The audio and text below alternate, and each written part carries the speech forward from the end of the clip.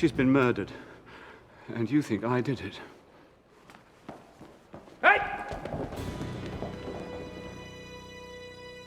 Developed by Kitfox Games, Lucifer Within Us is a mystery-solving adventure game taking place in a setting nestled squarely between cyberpunk and Catholicism, I guess? In a world where there hasn't been a murder for over 100 years, the Abbey of St. Walpurga is anointing a new abbot. The appointee is Mother Miriam, who is scheduled to get some new cyberware in an installation process that involves, of all things, a pipe organ. This whips. Good shit. Oh my god. Bad shit. Bad shit. The installation goes poorly. Foul play is suspected, and the Abbey calls in Ava, an exorcist tasked with not only identifying the perpetrator of the crime, but also rooting out the demonic corruption that led the murderer to kill the murderee. Over the game, she'll uncover a demonic plot and will follow clues until she can find the source of the problem, the Lucifer within, if you will, and hopefully send it packing.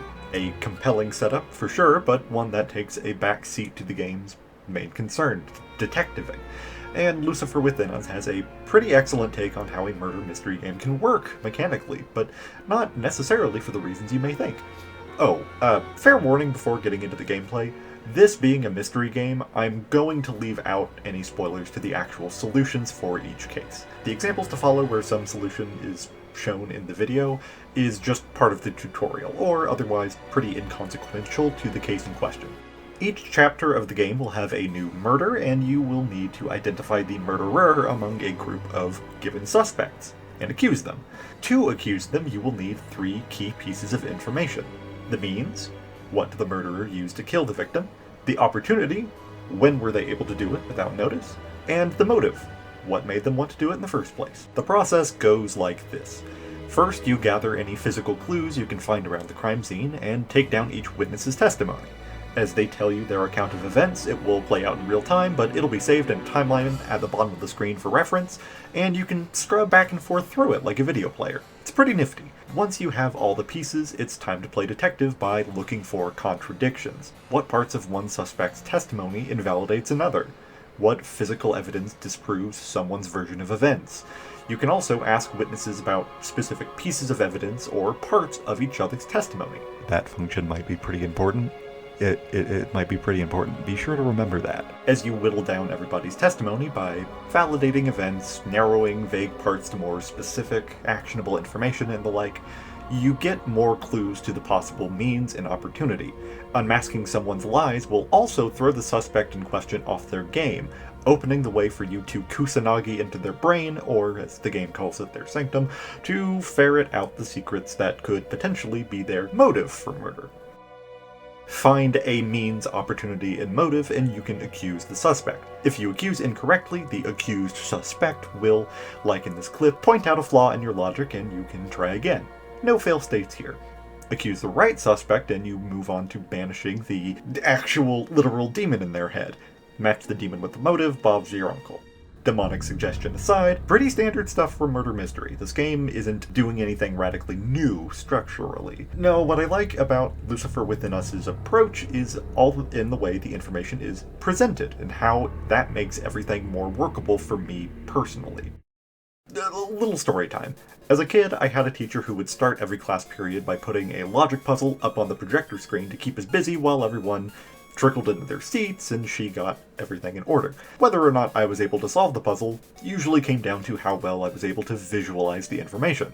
I can be a fairly visual thinker, you see. Still am, of course, and this kind of spot the contradiction puzzle doesn't always work well with the way my brain works. It can be hard to visualize thing. The fact that this game sticks each suspect's testimony on a timeline is an absolute lifesaver in that regard. It is a very visual representation of the information, a handy little shortcut to keeping things in line.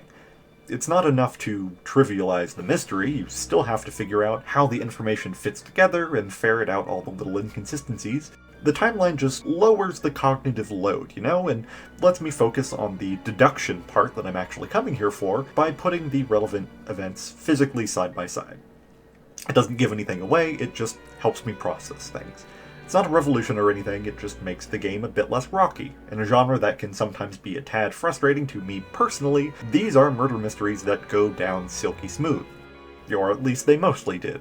The only time I really, truly got stuck was in the last case, when I somehow managed to not ask one specific suspect about a specific piece of evidence, and spend a good 10 to 15 minutes trying to figure out how to accuse a murderer without the one fact that the accusation actually hinged on. A self-inflicted L if ever there was one, and 100% not something I can hold against the game. The only thing I can hold against Lucifer Within Us is that the game is just kinda short. You get 3 cases to solve, one of which is partially the tutorial, and depending on how long it takes you to puzzle them out, you're looking at maybe 3 hours of playtime. You can beat it in a single cozy evening. Now, I'm not going to harp on the hour count too much. I'm not the kind of person who thinks you can look at hours per dollar in any meaningful way. Value is subjective, and money is a human construct, baby. All I can give is my opinion here, and when I finished the game, I was left wanting more. For one, while the mysteries do ramp up in complexity, the first has 2 suspects, the second has 3, the third is a more complicated scenario needing more evidence to accuse. By the end, it still felt like it was just getting started, if that makes sense. I felt like it hadn't reached peak puzzle, you know? The story itself makes this feeling worse. I don't want to get into specifics or spoilers here. Storytelling criticism is really not my strong suit, but it builds reasonably from case to case at first, and then at the end, it feels like it just drops exposition, builds to, and then resolves the climax in the span of a couple minutes, and just feels kind of abrupt. That's not to say the end isn't interesting. It is, it has some stuff to say, but satisfying, maybe not so much. Because of its brevity, Lucifer Within Us strikes me as more of a proof of concept than a fully explored game, you know? And that makes it a weird game to recommend. It's a real your mileage may vary situation.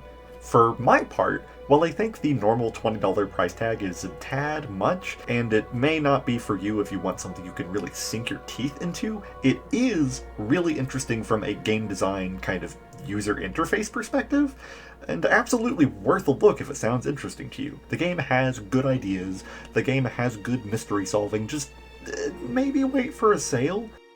One thing I almost forgot. While most of my thoughts here revolve around the gameplay, it would be doing the game a big disservice to not talk about the visuals at least a bit.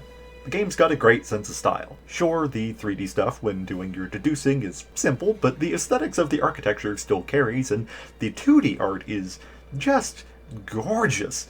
I love the angular look it has, and it's got such a good texture to it, you know? I have my reservations about this game, but none of it is pointed at the art direction. Lucifer Within Us is, at the time of writing, available on Steam and itch.io, if you're willing to give it a look. Or, if it doesn't seem like your thing, the studio Kitfox Games has made and published a selection of other games with some real gems in there. My favorite being The Shrouded Isle, a Lovecraftian cult management game I loved almost as much for its wretched vibes as I did for its delightfully sickly art by artist Arahak, who I mentioned by name for no other reason than her art is rad. I even have some of her prints. Good shit. Oh, right, point is, the studio has other things that might tickle your fancy if old Lucy Innards doesn't. Give them a look for that at the very least. Lucy Innards, because never mind, it's not funny, just go to the end. Well, apologies that it's been a while since the last video. It's partly because I got distracted messing around with an Elden Ring randomizer, and partly because the first game I wanted to cover, CTRL ALT EGO, gave me motion sickness. The shame, too. The game seems really cool if you like immersive sims. And I seem like a major outlier with getting sick, but holy hell, it killed me. Even after swapping settings the community and developers suggested. No idea why. So, I'm going to include a link to a video by the much bigger channel, Boulder Punch, about that one, since my human meat shell is too weak to cover CTRL ALT EGO here on my channel. Until next time, thanks for watching, eat good food, make things, be kind. Now I'm gonna go get my brain popped.